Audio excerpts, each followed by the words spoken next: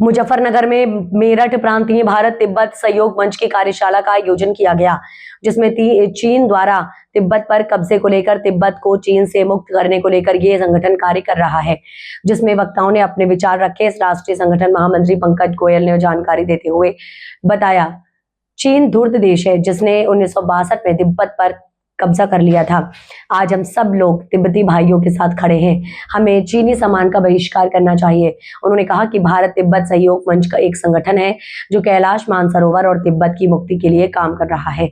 उनका मुख्य उद्देश्य चीन से कैलाश मानसरोवर और तिब्बत को मुक्त करना है। यह संगठन तिब्बत की आजादी और संस्कृति के संरक्षण के लिए भी काम करता है। इस मंच के कुछ प्रमुख कार्य हैं: कैलाश मानसरोवर मुक्ति अभियान कैलाश मानसरोवर को चीन के कब्जे से मुक्त करने के लिए चलाया जा रहा है।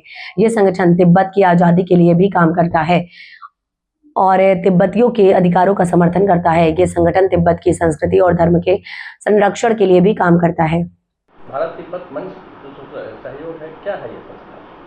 नहीं, भारत तिब्बत सहयोग मंच क्या है?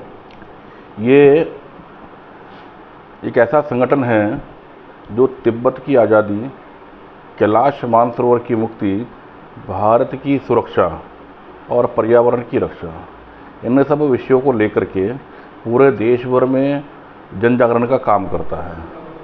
और भारत तिब्बत सहयोग मंच 5 मई 1999 को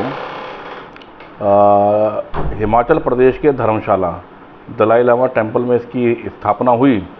अब 27 वर्ष हो रहे हैं और इन 27 वर्षों में वैचारिक दृष्टि से देश के विभिन्न विश्वविद्यालयों में और आंदोलनात्मक दृष्टि से भी पूरे देश भर के स्थानों पर चीन के खिलाफ विरोध करके, प्रदर्शन करके, कहीं विरोध मार्च के माध्यम से, कहीं प्रदर्शनों के माध्यम से, अलग अलग भिन्न प्रकार से विचार गोष्ठी, सेमिनार आदि के माध्यमों से, कहीं चौपाल पे चर्चा, कहीं ग्रामीण क्षेत्रों में, अंचलों में जाकर के गांव देहातों में सामूहिक रूप से लोगों के बीच में चर्चा करके इस विषय को जन जन तक पहुंचाने का काम भारत तिब्बत सहयोग मंच के कार्यकर्ता निरंतर सतत कर रहे हैं। और देश का कोई हिस्सा छूटा नहीं है जहां तिब्बत की आज़ादी के लिए आवाज़, हर स्थान पर आवाज़ उठाने वाले लोग मिलेंगे।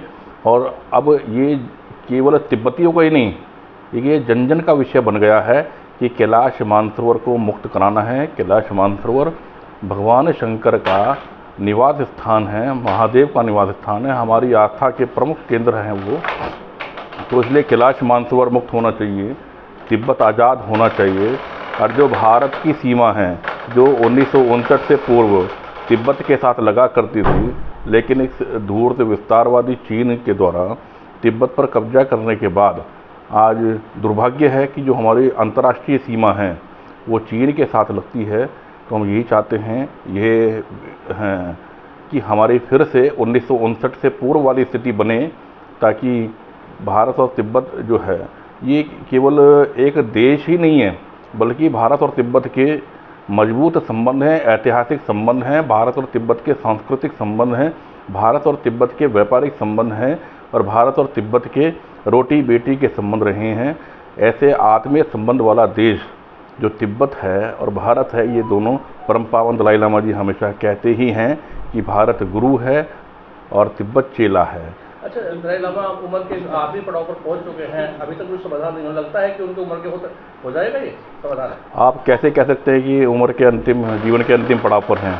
ये तो ईश्वर की हुई संरचना है कि मनुष्य कौन कितना जिएगा। तो इसलिए ये कहना ठीक नहीं है कि वो जीवन के अंतिम उस पर हैं।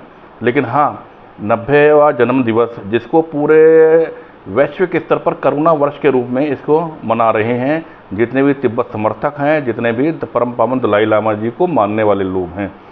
और भारत में दलाई लामा जी को मानने वाले लोग, तिब्बत के मुद्दे पर काम करने वाले लोग, उन्होंने अभी पीछे पूरे सप्ताह भर का एक कार्यक्रम धर्मशाला मैक्लोडगंज में किया ही। और उस कार्यक्रम से निश्चित रूप से चीन तक एक बड़ा संदेश गया है। और उसके बीच में जो है चीनी लोगों के बीच में हलचली भी मचनी शुरू हुई है, ऐसी भी सुनने में आया है। और मुझे लगता है कि बहुत जल्दी, समय तो नहीं कह सकते कि कितना समय लगेगा, लेकिन हाँ जल्दी ही ये कहा जा सकता है कि तिब्बत भी आज़ाद होगा, कैलाश मानसरोवर भी मुक्त होगा और भारत की अंतर्राष्ट्रीय सीमाएं बदलेंगी। जो आज चीन से लगती हैं वो निश्चित रूप से तिब्बत के साथ पुनः होंगी, ऐसा विश्वास है।